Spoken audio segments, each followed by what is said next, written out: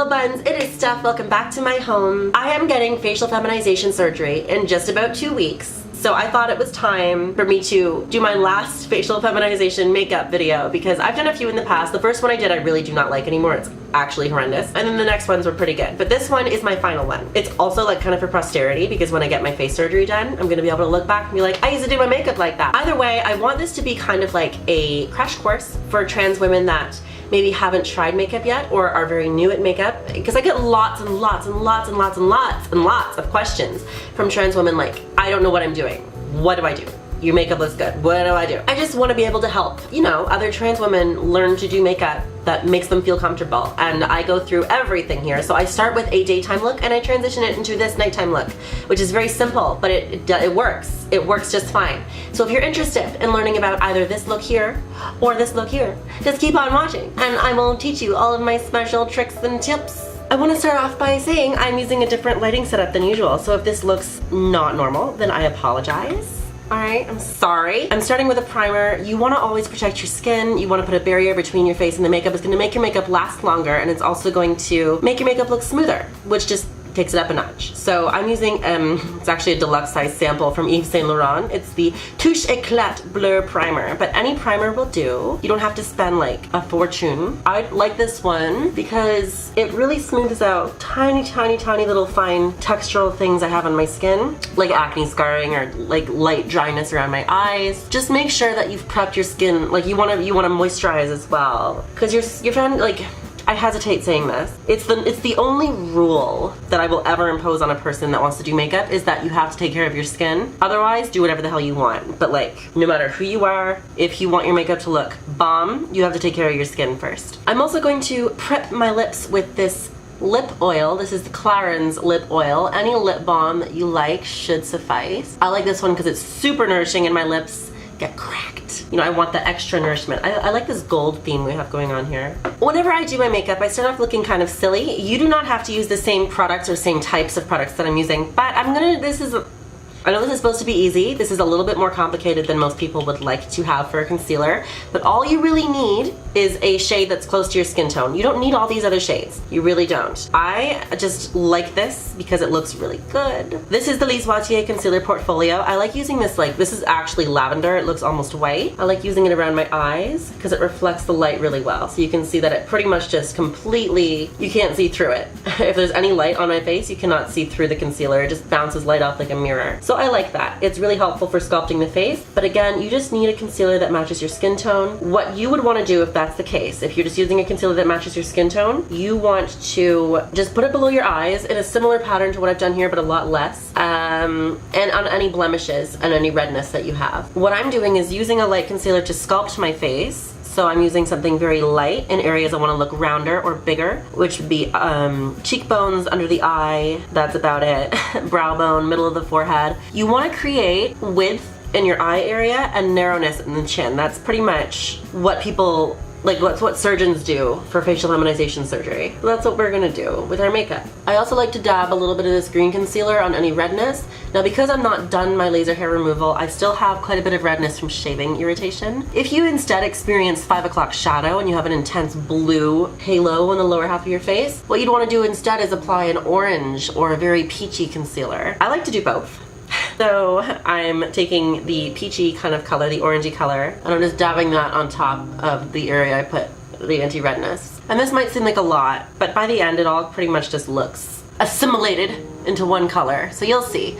It is still, like, you might think like, oh, why do you even need to do these first layers? And it just, honestly, I might not have to if my foundation's really, really full coverage. It just makes me feel better, okay? Just makes me feel better. Done the concealer, done the prep, more or less. So I'm using a foundation now. This is my Dermablend Pro Cover Cream in the shade Almond Beige 20W. What I like to do is just sort of stipple it on with a beauty blender on top of all of my concealer. Oh yeah. Now this is a very high coverage foundation, which is kind of good if you want to eliminate your skin tone and sculpt new features with contour and highlight. However, keep in mind, I kind of mentioned this earlier in a way, if your skin has a lot of texture, high coverage foundations are going to show up pretty obvious. So you can try it, give it a try. If it ends up being really rough looking, just stick to that skincare and eventually your skin will really smooth and soften. Hormones actually do a lot for that as well. So if you are a transgender woman watching this and you haven't started hormones yet, they're gonna make your makeup look great because your skin is gonna get really nice on hormones. Mine did anyway, and I'm pretty sure every trans girl I've ever talked to has had an improvement in her skin after hormones. So if you wanna get on hormones, don't fret. It will make your makeup look bomb. The next thing I'm doing is actually very, very helpful for keeping makeup on and keeping it looking like very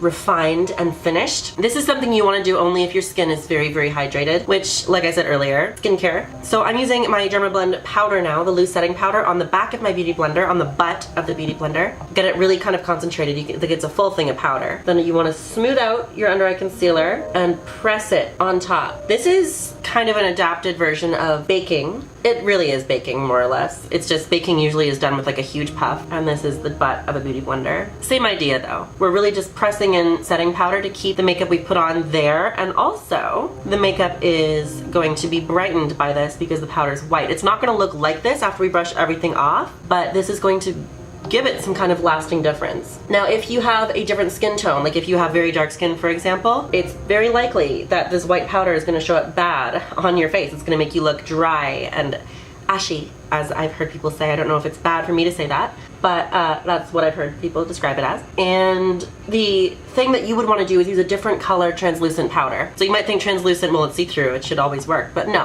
White powder shows up bad on a lot of skin tones. So if you have a much darker skin tone, you're likely going to want to look for a yellow setting powder or even an orange one, depending on your skin tone and depending on all that stuff. I would just look for a makeup artist that has a similar skin tone to you and see what they use.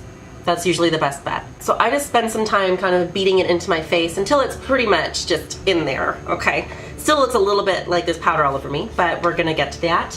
Now, here's where I tell you about the fantastic brush set I'm using. I actually did a video with these before. Vanity Planet has sent me many products to try and to recommend to you if I liked them, and I do like these. I've had this exact brush set in a video before. I actually have 2 of this brush set, and it's kind of like I've got doubles of brushes in here because I just put all of my favorite brushes in here. But if you are starting out at makeup, I have a discount on this brush set I can give you. So if you are a wee baby trans woman and you don't know where to start and you're very overwhelmed by like the idea of getting a brush set, this is very easy. So it comes with a whole bunch of brushes. I'm actually got my kabuki brush in there. Pretty much every brush you could possibly ever need is going to be in this set. I have a discount for you in the description box so you can check it out, and I'll be using these brushes for pretty much everything else on my face at this point. So if you like these brushes and the way they look, they actually have nice wooden handles too. They're very durable. I've had them for like the first set I've had since February, I think. They last a while. They're really good. And they're pretty inexpensive. So, you know, check out that description box, y'all. So I'm using the kabuki brush from that brush set with my Stila powder, which I have hit pan on. I've always hitting pan on my powders because I use way too much. This is the illuminating powder in the color, I believe, I don't know, because it comes in a magnet thing and you don't see the color name ever. I'm just kind of, I don't know, stippling's not the right word for this. I'm just kind of packing it on my face, especially on areas that I didn't put the translucent powder, and then I'm gonna just take that same brush over the areas where I did put the translucent powder to get rid of anything left on my skin. I like to use another powder, not just the translucent powder, because I like to build more coverage. I like to ensure that I'm not gonna have 5 o'clock shadow halfway through the day poking through my makeup. So that's why I like to put a powder foundation on top of my full coverage foundation. Okay, I'm very obsessive about coverage, but it works out, and because I moisturize, it tends to look good. We've got the base down. We have that naked flat canvas. There's a lot of work put into a flat canvas, a lot more than you might have thought if you're just starting out with makeup, but you'll get used to it. It's a lot less than it seems, especially once you get a handle on like how many things you like and all that stuff. Everybody has a different routine, so you don't have to go through this full coverage thing. If your skin is really good, or if you have blonde facial hair, for example, you don't need to build up that coverage. So just do, you know, what works for you, but start somewhere. We're gonna do contouring now. I like the Smashbox contour kit. As you can see, I've hit pan on half the palette, and normally I use kind of a flared, fluffy brush for contouring, but I've been trying something else lately with a flat foundation brush because I don't use these and I've wanted to have a reason to have them. So I'm instead going to be using the taupe contour shade. Taupe is the shade you usually want to use if you're medium to light skin, medium to fair skin I suppose I should say. And we're going to create a rounder cheek to make it look more feminine and round and full. How we're going to do that is we're going to just take it on that brush, and I like to brush upwards. You want to kind of find your cheekbone. If you can't find your cheekbone, just keep trying it, you'll find it. And I'm going to brush up from underneath of the cheekbone, which I'll explain in a second, and we're gonna come around. When you get close to the end of your eye, how it kind of lines up here, don't go past that. We're gonna actually round up when we get there, And what this does, it looks bad when it's not blended, but it's gonna create like this deep shadow at the base, right? Right here where we put the product creates a shadow, and then it kind of gets softer as it goes up. And that is how to create a contour. Like, your contour shouldn't look like a flat line on your face, it should look like a shadow. So after placing that, I just take my kabuki brush and blend it. There is also the alternative option of a brush like this, which is much faster, but you can really adapt any set of brushes you have into something that you can work with, because brushes have like an intended purpose, but just like, I don't know, spices or something, they can always be adapted to suit your needs. I'm gonna do my jawline. I don't know if my jawline's large or not, really, I have no idea, but generally when you're doing feminizing makeup, you want to reduce the size of your jaw, because usually testosterone-based puberty does enlarge your jaw, and usually that's not considered feminine. I am not in the business of making anybody feel bad about their face, okay? So if you like your jaw, like if you like any, like contouring isn't supposed to be, I don't like this feature, let's get rid of it. It's just softening things, all right? So if you don't want to soften something, don't do that, you know? Does that make sense? I'm being very odd. Now I'm doing something else that's kind of specific to my face, okay? So you don't have to do this. In fact, I recommend you don't, especially if you have close set eyes. If by chance you have a very wide set face like me. What I like to do is reduce the distance between my eyes. I don't really do it because I like to reduce the distance. I do it because it makes my face look very like sculpted. I think I just might have drilled a little bit. So what I do on my wide set face is I take the contour color on my brush and I push it right underneath of my brow bone next to my nose. So like right in there. So you can see it creates depth. And then I take it on the back of the brush on this side instead of the top, on this side of the brush, the flat one. And I bring it right down the side of my nose like you'd contour a nose. And contouring my nose is kind of a big thing for me. So, and a lot of other trans girls, like feminizing your face typically means you reduce the size of your nose. I don't, again, I'm not here to make you feel like your face is too damn big, but I'm trying to teach feminizing makeup, and there's things I have to tell you.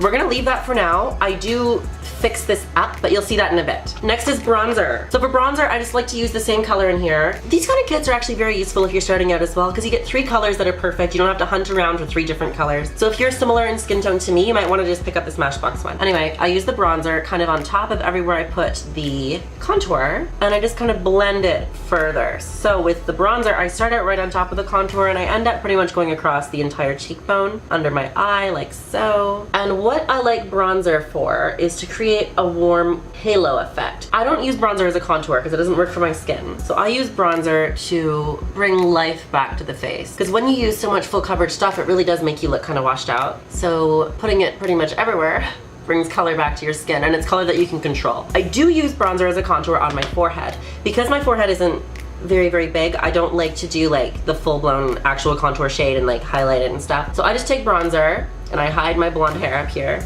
and I just run it back and forth across the top of my forehead. And this just makes it look a little bit rounder and a little bit softer, like that. And lots of blending, no harsh lines allowed, and then we get that. And it just makes everything look kind of consistent, you know what I mean? I'm gonna take another brush from that Vanity Planet brush set, and I'm using the highlighter shade now. This is a very big part of the way I feminize with makeup. The contour deepens shadows, right? And then this color brings the highlights out more. I don't use this as my glowy highlight, I use this as my contrast to contour highlight, which is kind of ridiculous to have so many different things, but you'll see why I do this in like 2 seconds. The first thing I do is soften my nose contour. I guess sharpen in a way. So I go down on an angle along the side of my nose and create a sharp V against the contour, which kind of tapers the nose contour, and it makes it look a lot more narrow. Because if you overdo contour, it can end up just making things look bigger. That's why I think it's very important to contrast it with a highlight. So this is my matte highlight shade I use first, and then I go back later for shine and glow. So just through the middle of my nose with the contrast shade and along the sides, and you can see already it makes the nose look more slender. And then to widen the eye area, like I mentioned earlier, I'm bringing that matte highlight shade throughout this middle section of my face, along the top of my cheekbone, like that. And if it isn't perfectly blended right now, don't worry. I blend everything together after. And then I go underneath of the contour, and just like we did the contour, I swipe up with this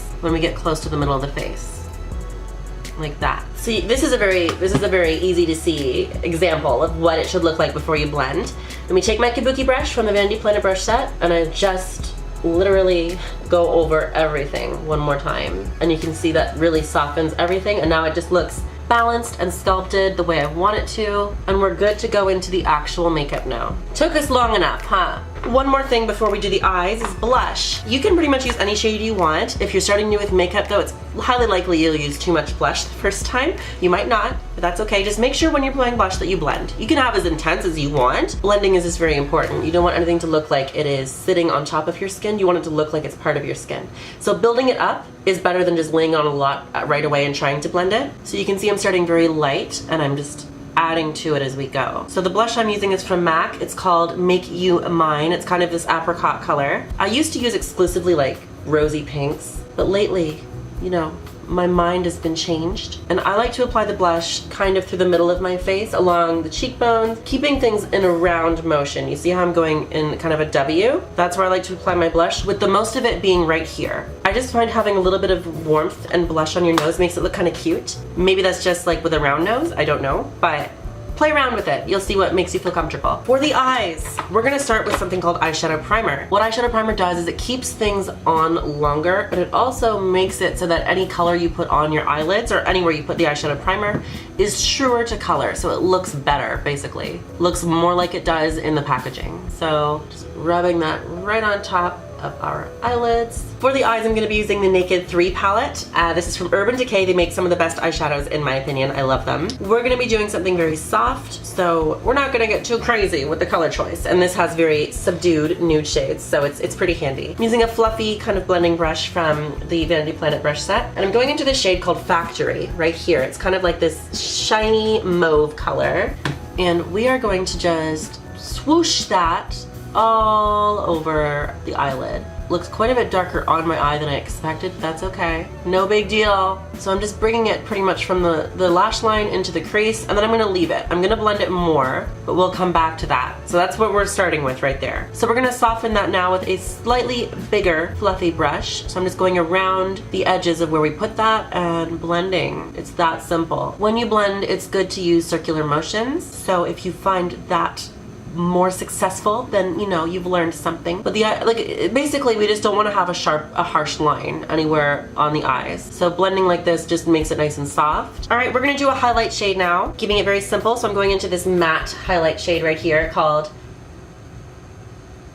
oh, I thought it was Strangle. It's Strange. And just putting that below the brow bone. Now, if you kind of went kind of crazy with the first color, you can use your highlight shade to soften everything back down. So you can see that that really just brings light back into the area. So for the day look, we're gonna keep the eyes just like that. We're not gonna do anything more for eyeshadow. We are gonna go into eyeliner now, however, and I like to use pencil eyeliner when I'm not doing things on the lid. I'm gonna just be tight lining to start for the daytime look. If you are not familiar with the term tight lining, it's when you put the eyeliner up inside of your eye and you put it underneath of your eyelashes. So I'll just do it, and hopefully that will give you a good idea of what I'm trying to say. So you can lift your eye if you want to, you don't have to. Just be careful when you do that, not to mess your eye up. I find closing my eye once the pencil's inside actually makes it really easy. And I like to kind of just flick it out a little bit, ever so slightly at the outer corner to make it look like the lashes are thicker back there. Do you see what I mean? And then we're just gonna keep going down. Depending on your eye shape, you might wanna modify where you put this, but I like to really outline my inner corner. My eyes are also notorious for watering. If you're new to makeup, you might experience that. Mine's not because I'm new to makeup, however, it's because my eyes hate me. Now to intensify that and just keep it in place more, especially this inner corner part. By the way, I did a little sharp cat eye in the front. If you have narrow, like close set eyes, you might not want to do that. I like it on wide set faces because it just makes things look more dynamic. But either way, I am just setting that with some black eyeshadow on a tiny little brush, and I'm going to do the same for this back part. I put very little product on the brush because if you get too much on there, it can start to look like a liquid eyeliner, and that's not what we're going for this. Now for brows, generally what is considered feminine right now, okay, and the thing, okay, here's the thing though. Brow trends change pretty much every single year. So you kind of just want to find a shape that you like and stick with it and try not to worry about what everything else is, you know, right now. But again, I'm trying to teach you feminizing makeup. So I'm going to tell you what is currently considered the most feminine is a flatter, more soft shape, but intensely, kind of not super, super dark, but darker than your hair. So you want to have, the intensity should be in like the thickness, and then the softness should be in the shape. Does that make sense? So instead of going soft in the thickness and making it very sparse, it should be thick, but not super arched. if you want to go for what is considered to be feminine right now. Even this is quite arched. Like, this is pretty severe for right now, but it's also trendy, so fuck it. I'm just using a brow pencil from Annabelle. What I like in a brow pencil, because I have quite a bit of hair on my brows already, is something that's dry, not really creamy, because the creaminess can kind of get the hair all thick and twisted. And I like something that's very, very thin, like very fine pointed, because it creates smaller detail. So you also want to avoid doing like one stroke. You don't want to just go through and do one long stroke. You want to do short strokes like this, like I've been doing this whole time. If that makes sense, I hope that makes sense. Thank you. I like to curl my lashes and apply mascara before I do false lashes. Keep in mind, false lashes are totally optional. They do, however, do quite a bit to feminize the face. So they take some learning. They're definitely a learning curve, something that is one of the harder things to get used to unless you just are a prodigy. But when you get a handle on them and you know how to blend them into your natural lashes, they can really change your eyes. For the daytime look, I am going to avoid mascara on my lower lashes. You can do that, it's not super dramatic. So now that we're done with the eyes, I'm gonna go back to the face. I'm gonna be using this highlighter from Cover FX. This is in the shade Moonlight. It is a creamy liquid highlighter. It is also the best thing ever. Literally nothing is better than this in the world. Not even like bread. I'm just stepping it on with my finger. Sometimes liquid highlighters can kind of mess up makeup underneath and make it very hard to blend and kind of lift up layers of makeup underneath. But this one seems to just be good. It seems to not do that to me, and I appreciate that. So I'm running it along my brow bone and my cheekbone, focusing it on the part of my face that moves on my cheek, right? So the apple. So you can see when I smile, it brings light into my eyes, which is nice. It's very nice. And now for the nose highlight, I don't just take it and slather it right down the center of the nose. I kind of split it up. And this is very helpful if you want to like shorten your nose. So I just use my finger and I'm just tapping it down the bridge, just like that, like right through here. I don't go down further. Okay, then I just blend the edges, right? So that makes it look like the actual bridge of my nose is very narrow. And then I tap a little bit also on the tip of my nose. And what this does is it kind of makes the illusion that the tip is actually very out and there's not a lot of length here. So it makes your nose look smaller, which is nice, if that's what you want. Now for lips, I'm gonna be doing my favorite liquid lipstick from Stila in the shade Baci. For the upper lip, I'm gonna kind of zoom you in because you gotta know what's up. You gotta know what's up. Something that is considered very feminine is a lip upper lip. Oh no! So what I like to do to keep it reasonable is I don't have a cupid's bow, right? I don't have that little like thing, which is actually very feminine. If you have that, take advantage of it. I don't have that. So I like to create kind of just like a very puffy, big, like pouty upper lip. You don't want to go too high. You don't want to go more than like 2 millimeters above your natural lip line. Otherwise it's gonna start looking like theater makeup. So what I do is I just start in the middle and I work outwards. That's probably the most I'd ever overline, okay? And now to make it look natural, I have to kind of bring it wider, and then you don't want to go wider than where your lip naturally ends though, because then you're gonna have like, it's not gonna match with your movement of your face.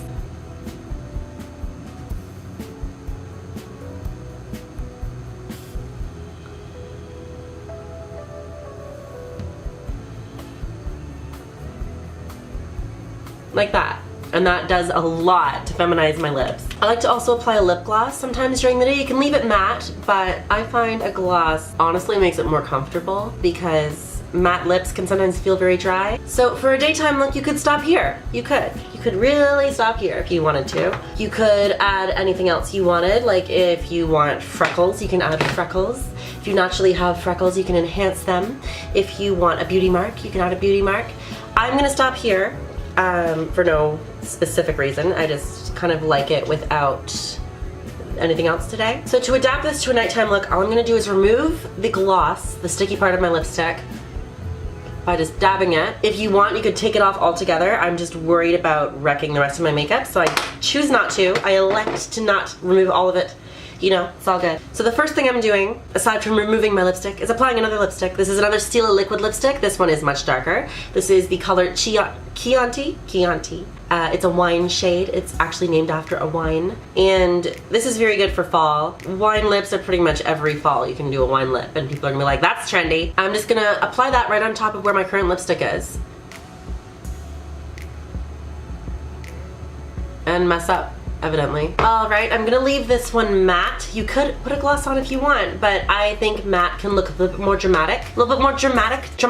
so I'm electing to not put a lip gloss on this one. For the eyes, we're gonna apply a little bit of liquid liner. This is Stila's liquid liner pen. If you are bad at the dip liquid liner, don't worry, I am too. Mostly because I never practiced, because I picked up one of these almost as soon as I started doing makeup. They're a lot easier. They're almost like drawing with a pen. It's very simple. You just wanna do short strokes with these. So with this liner, I'm basically going right on top of my eyelid, and I'm creating a little bit of a wing. If you have hooded eyes, I highly recommend you do not attempt to do like a cat eyeliner right away. Just give yourself some time to practice without doing that, and then try to figure out a way to incorporate it with your hooded, like to create the cat eye on a hooded eye, because it's something that I don't know how to do. And it's not that I think you shouldn't do it, it's that I think you should give yourself some time to get used to regular eyeliner before you do a cat eye. The last thing I'm gonna do to make this a nighttime look is to add lashes. I normally go for something a lot more intense, but this is more what I'd recommend for somebody that's starting with lashes, is something that's fairly standard in like intensity, instead of going right for the super huge gigantic lashes. You want to build your way up. One tip I can give you here without going into extreme detail about lash application is you want to wait for the glue to get a little bit tacky. You don't have to like feel it, just give it like 15-20 seconds before you put it on, depending on how much glue you put on, because if you put the glue on, you put the lash on when the glue's wet, it's not going to stick, and it's just gonna, the glue's gonna go everywhere and it's gonna mess up your makeup. So just be very careful. You know, if you're impatient waiting for it to get tacky, just play it some Dolly Parton, just show it some Dolly Parton images, and it will get tacky real fast. Or to show it Katy Perry's California Girl Dream, like in the music video. And I'm not talking shit, I love tacky. And there is our nighttime version of that look. Oh yeah! I really hope you found this helpful. Two things I want to know from you. Number one is if there's any other questions you have, please leave them in the comments. I would love to answer some of you, as many as I can. And if anybody else is like a makeup veteran in the trans world and would like to answer any specific questions, you can go for it too, because it's unlikely I'll be able to get every question. Very, very unlikely. And the second thing is, let me know what you think of the lighting in comparison to my older videos, if you've watched my older videos, because I'm trying something different for this video. So just let me know what you think. And that is it. Until next time, just be cool, be chill. You're gonna be fine. Just practice makes perfect. You know, you are the practice that becomes perfect, if that makes any sense at all. I love you so much, bye! Ooh, it's okay, this matte lipstick doesn't go anywhere.